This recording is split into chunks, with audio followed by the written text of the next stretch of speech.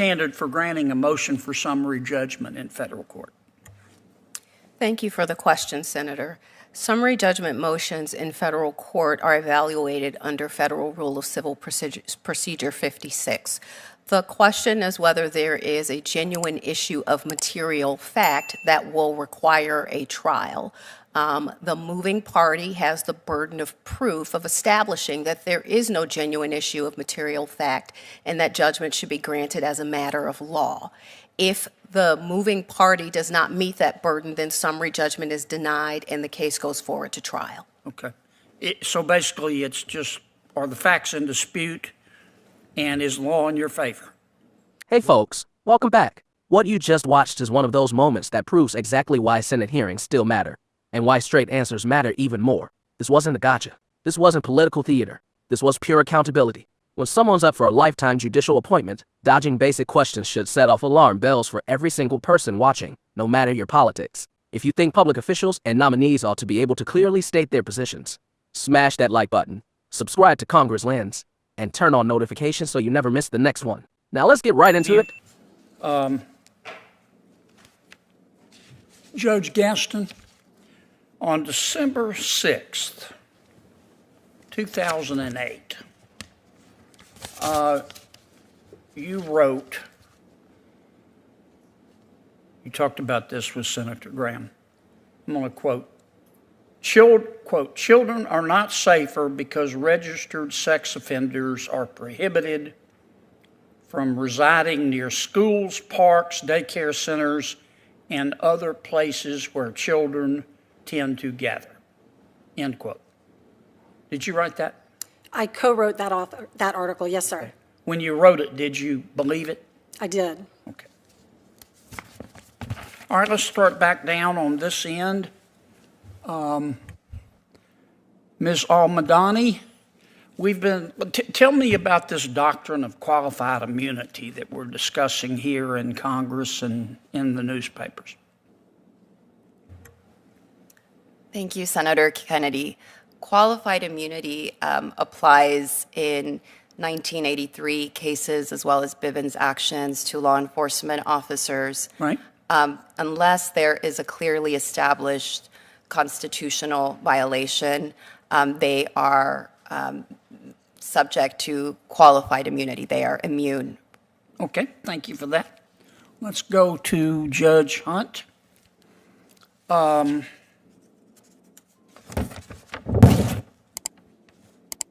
Judge, what is the standard? I'm sorry, I keep bumping my mic.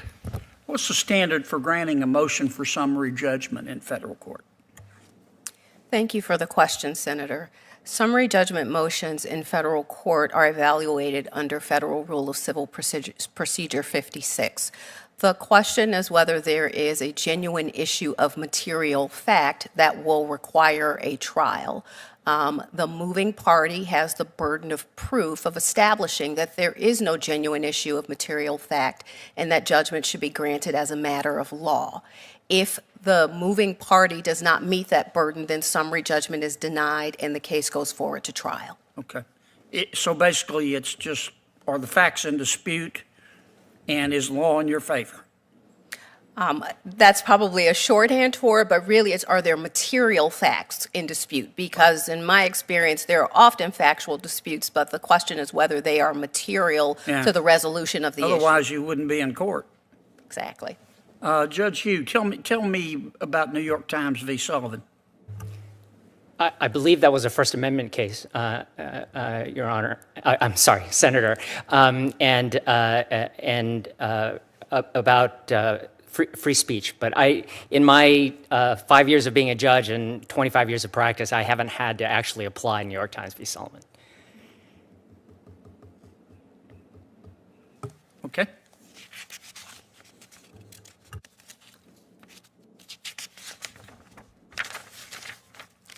Judge, well, I talked to Judge Yassen. Judge Cummings?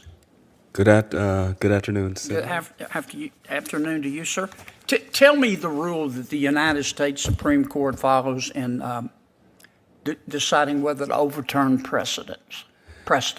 Thank you for that question, Senator. You're welcome. In deciding to overturn precedent, the court looks at a number of factors, including the soundness of the reasoning of the decision in question, the workability of the rule that it establishes in terms of how it is applied, developments that have taken place since the decision was issued, and they also look at reliance that parties or litigants have placed upon that decision in question. Okay.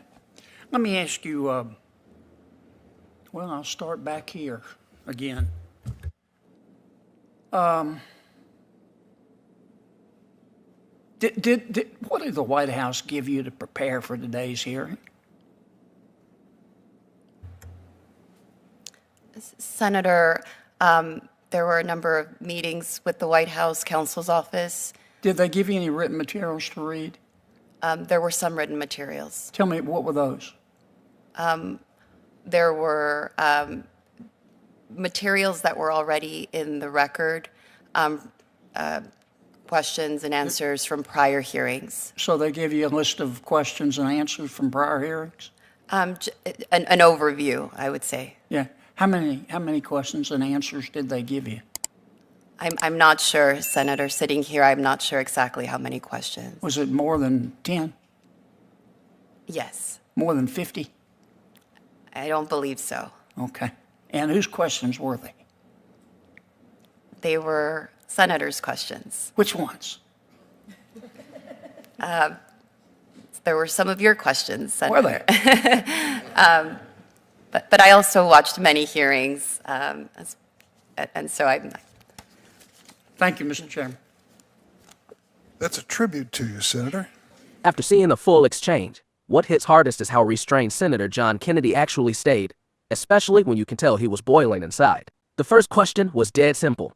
What is wrong with the criminal justice system in America? That's not a trap. That's not partisan. It's a question anyone who spent a decade in criminal law should be able to answer in under 10 seconds. Instead, Judge Councilman gives this long, swirling cloud of complexity, policymakers, ongoing debates, pure word salad. That set the tone for everything that followed. Kennedy wasn't asking for a 20-page policy memo. He asked for two things, just two, and it took repeated jabs to get even half an answer. That alone tells you everything. Then he zeroed in on the real issue, the difference between prosecutorial discretion and flat-out refusing to enforce the law. He was crystal clear. He wasn't talking about limited resources. He wasn't talking about case priorities. He was talking about prosecutors publicly announcing that entire categories of crimes will no longer be prosecuted, no matter what the legislature passed. That distinction is huge. Shoplifting, receiving stolen property, resisting arrest, making criminal threats. These aren't hypothetical examples. These are real crimes hitting real communities, especially working-class neighborhoods, every single day. Yet when Kennedy asked point-blank whether prosecutors should be allowed to ignore entire statutes in the name of social justice, Judge Councilman refused again and again to give a straight answer. At that point, it stopped sounding like caution and started sounding like deliberate avoidance. Kennedy said it flat out, "I do not believe you." And honestly, a whole lot of people watching probably felt exactly the same. Anyone who spent years in the criminal justice system has thought long and hard about these questions. Claiming otherwise doesn't pass the smell test. What made the moment even more telling was Chairman Dick Durbin jumping in to reframe it as normal prosecutorial discretion. Kennedy shut that down immediately. That was not the question. The question was whether prosecutors get to decide, based on their own ideology, that laws passed by elected lawmakers simply won't be enforced. That's not discretion. That's policymaking without a vote. Kennedy's frustration was 100% justified, especially when he said he could not support a nominee who refuses to say where she stands. That's not unreasonable. That's the Senate doing its constitutional job. Then came the line that blew up the internet. "I'm getting word salad, and I don't even have dressing." It was hilarious, but it was also dead on accurate. When nominees spin in circles to dodge accountability, the public deserves someone willing to call it what it is. Senator John Kennedy did exactly that, calm, persistent, and unflinching. You don't have to agree with Kennedy on every issue to see what happened here. A senator asked direct questions. A nominee gave zero direct answers, and the public noticed. That's why moments like this matter, and that's why we cover them. If you're fed up with the runaround, the word games, and the scripted evasions, and you want more raw, no BS accountability, smash that like button, drop your take in the comments, and hit subscribe right now. We're not letting this slide. More coming your way. Thanks for watching. See you in the next one.